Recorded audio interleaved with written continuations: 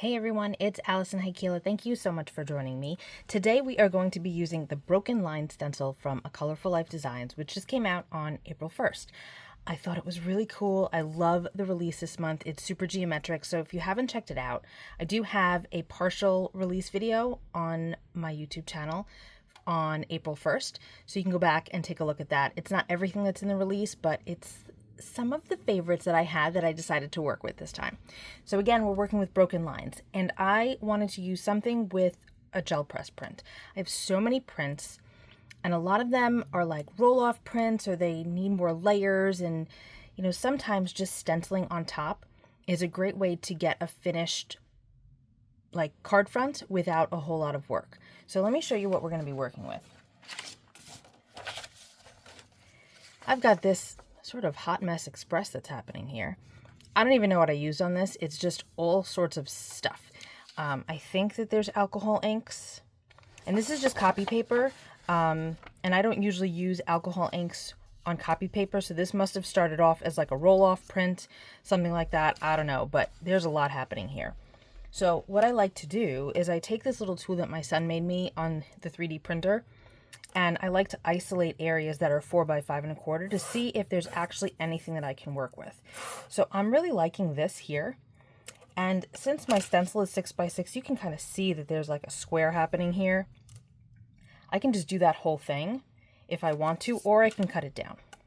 And since I kind of think that this is interesting, I might just like try to avoid cutting this part off, and maybe I'll just use like what's here.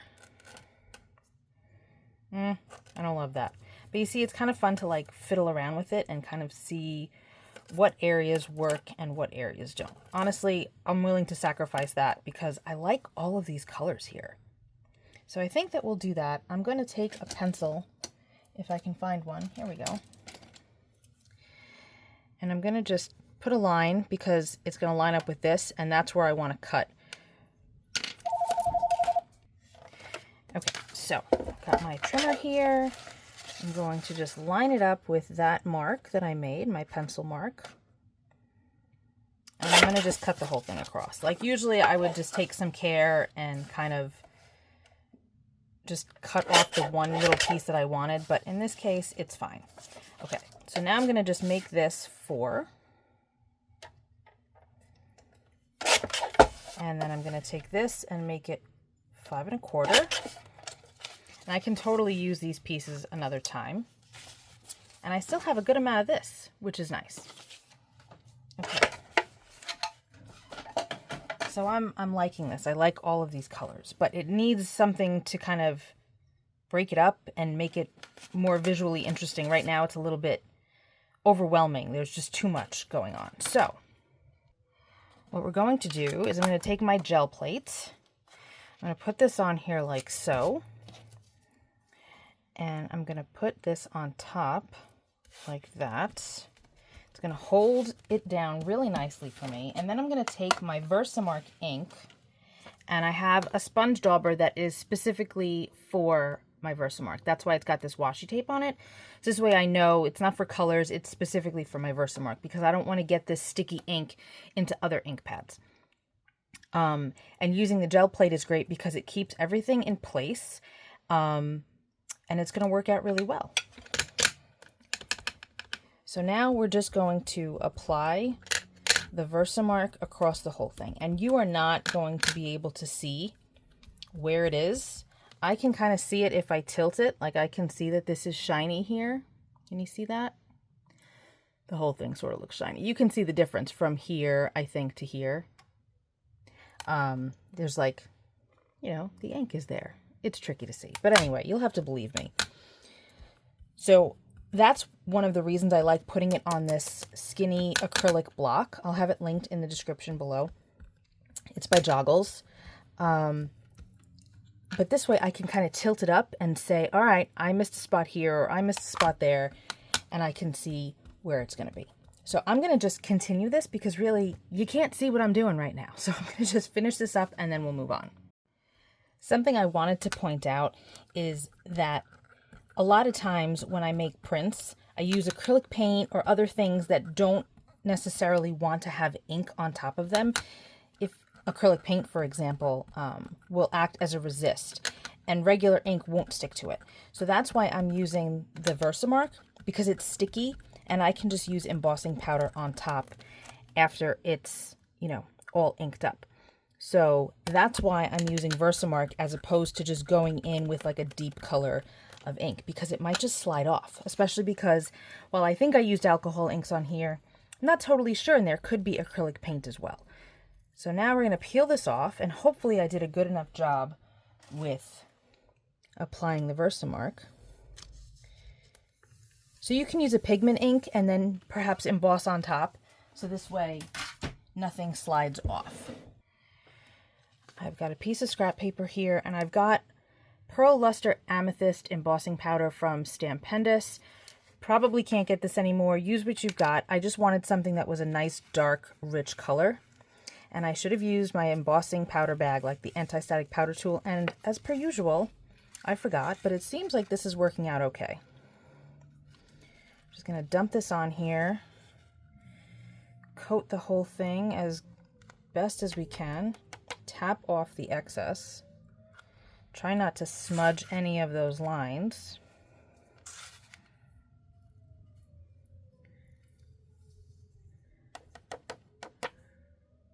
That looks pretty good. All right, cool. And now I'm just going to dump this back in, and we're going to heat set it. This is going to go really fast because we're using copy paper, so it's thin. You see that changing? Look at that. Oh, I love this color.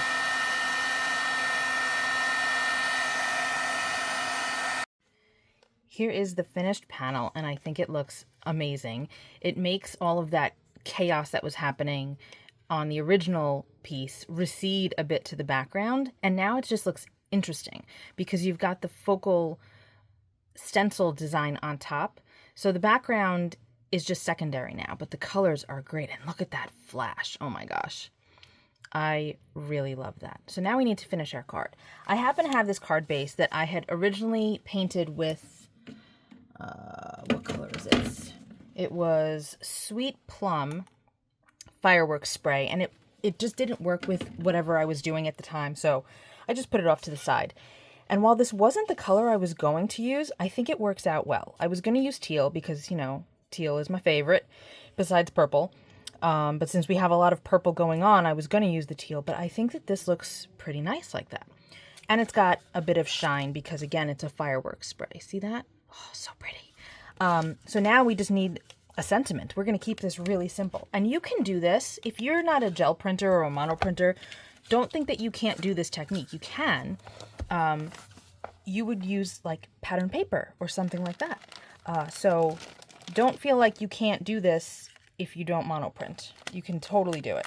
Let's take a look at this You're Amazing. This nice color. This is Warm Breeze from Imagine's VersaFine Clair collection. This is my binder that I keep my sentiments in and some colored images in. I got this idea from my girl, Amy from Amy's Wares. I think that looks good. But it's a little crooked. I almost want to recut it, but might be a bit much. That border is kind of big on this one because I didn't trim it. I didn't die cut it perfectly. So I don't know. Maybe I have something a little bit better. What does this say? Kindness. Our friendship. Hello, friend. Oh, happy day. Maybe the oh, happy day. I don't think I have the color I need, though. Oh, look at that.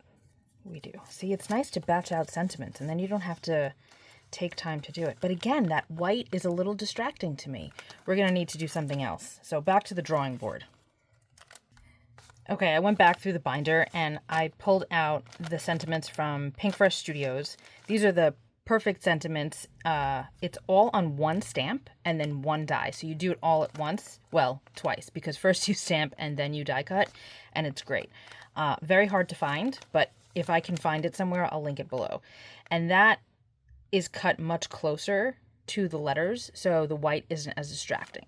But because I still don't love the white, I'm going to do something to kind of tone it down a bit. So I've got my purple blending brush, and I'm going to just see if using the residual ink that's on here, you know what, hold on. This is a good opportunity to get the gel press back out. Not a whole lot of ink on there. Let's see. Granted, Villainous Potion is very dark, but it's going to work really well with what's happening here. So I'm going to try to just use a little bit and just kind of get that white to not be as obvious. And we're going to make it purple. There we go. That's working. And because we're working on the gel press plate, it's holding my sentiment in place and making easy work of this. Okay. So yeah, it changed the color of the Warm Breeze ink that I have here, but that's okay.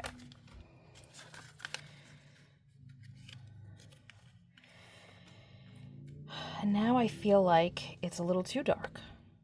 So what do we do for that? I think what we can do is we're going to spritz it with water. So we're going to go back and forth a little bit. This is actually taking longer than I thought it would. I'm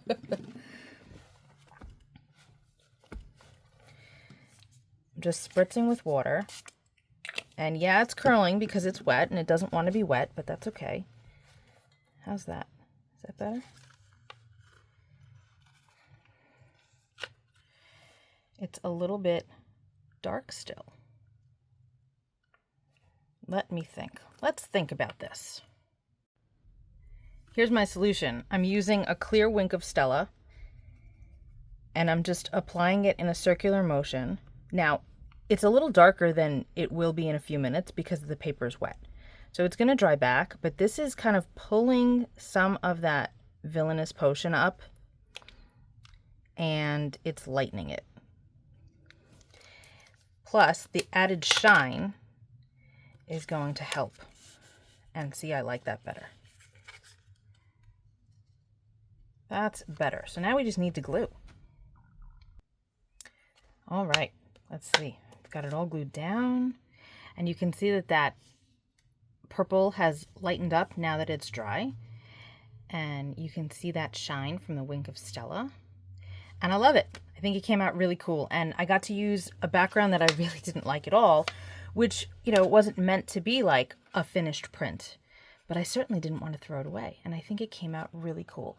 Make sure that if you go shopping at A Colorful Life Designs, you use my code ALFAN10, and that will save you 10% on your entire order except for the master bundles. And by the way, I realized I might get a question about this. You can see the ink here. To clean that up, I can just lay a piece of paper on it. But honestly, I use this so much for holding things in place. It'll just come up on the back of a paper when I'm ink blending on it another time. Or I can just do it if I actually plan on having a gel printing session. So don't worry about that. It'll come right up. I never really clean my gel plates. So, but that's it.